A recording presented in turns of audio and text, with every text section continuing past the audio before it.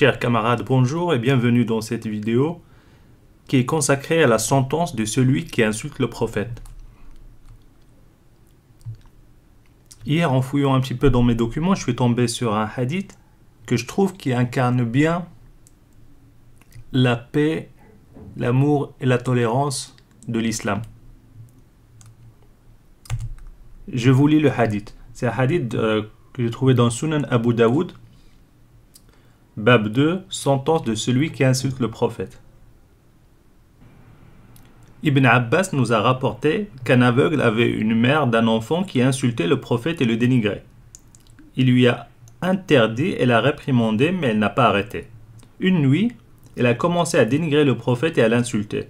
Il a donc pris un poignard, l'a placé sur son ventre, l'a pressé et l'a tué. Alors un enfant est tombé entre ses pieds et le sang a sali tout ce qu'il y avait autour. Le lendemain, les faits ont été rapportés au prophète. Il a rassemblé les gens et a dit « J'adjure par Allah l'homme qui a fait cette action qui se manifeste. » L'aveugle s'est levé en tremblant et s'est assis devant le prophète et a dit « Messager d'Allah, je suis son maître. Elle vous insultait et vous dénigrait. Je lui ai interdit et je l'ai réprimandé, mais elle ne s'est pas arrêtée. J'ai 2 fils comme des perles d'elle. Elle était ma compagne. Hier soir, elle a commencé à vous insulter et à vous dénigrer. Alors j'ai pris un poignard, je l'ai mis sur son ventre et je l'ai pressé jusqu'à ce que je la tue. » Sur ce, le prophète a dit « Oh, soyez témoins, son sang est permis. » Sous-entendu, aucune représaille n'est requise. Ce hadith, que je trouve d'une violence inouïe, montre bien l'état d'esprit du prophète de l'islam et les ravages que peut faire l'islam sur un cerveau humain.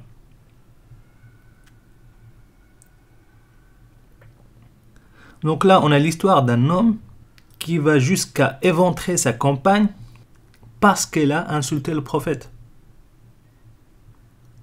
Et quelle est la réaction de ce dernier ?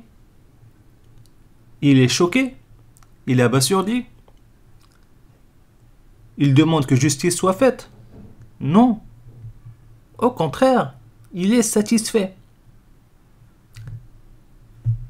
Il explique aux gens que son sang est permis. Voici le feu vert divin pour assassiner n'importe quelle personne qui critique ou insulte le prophète.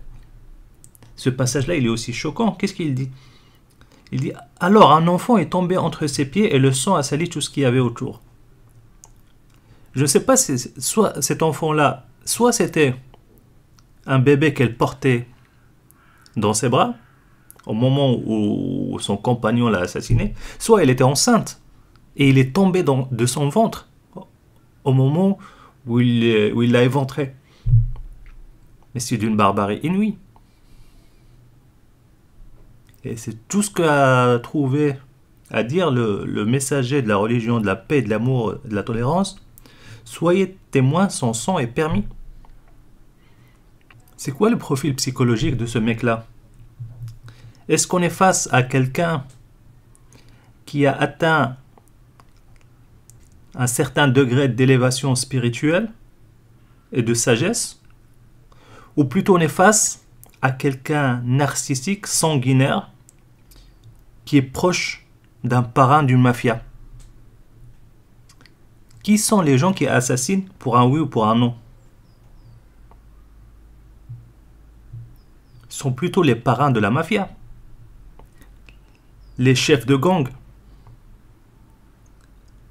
Pour un mauvais regard, pour un mot de travers, ils tuent. Mais un homme, sans qu'il soit prophète, avec un minimum d'élévation spirituelle et de sagesse, il ne répondrait même pas à l'insulte. Ou il y répondrait avec de l'humour. Mais là, on est face à un parrain d'une mafia, un gangster, qui est satisfait de ses soldats qui assassinent pour un oui ou pour un non. Et je me dis, que pense ce messager d'Allah des assassinats suivants ? Comme par exemple Nahid Hattab, qui est un journaliste jordanien. Son crime ? Il a publié une caricature d'un djihadiste avec des vierges, soi-disant des vierges Houari, etc. Ou bien les journalistes de Charlie Hebdo, qui pareil assassinés parce qu'ils ont publié des caricatures du prophète. Que pense-t-il de l'assassinat de Favash Fouda, un intellectuel égyptien qui dénonçait l'islamisme et la violence de l'islam et le prosélytisme, la démitude et tous les problèmes de l'islam? Ou bien de Hitoshi Igarashi, un professeur japonais spécialiste de l'islam. Son crime, il a traduit les versets sataniques de Salman Rushdie. Ou Mahmoud Mohamed Taha, un homme politique soudanais, théologien, qui lui avait bien compris les problèmes de l'islam et demandait l'abolition de la charia et de séparer le Coran entre partie mécoise et partie médinoise, en expliquant que la partie médinoise, elle est trop violente, elle ne peut pas servir de base pour nos sociétés. Elle est contextuelle, elle n'était valable que pour cette époque-là.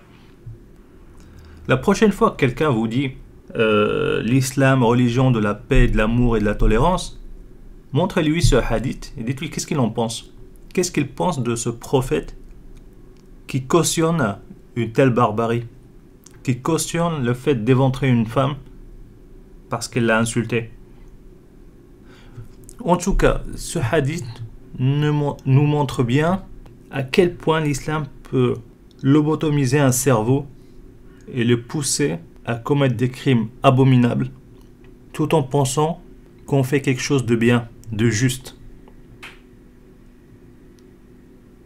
Bon, sur ce, je vous dis portez-vous bien et à très bientôt.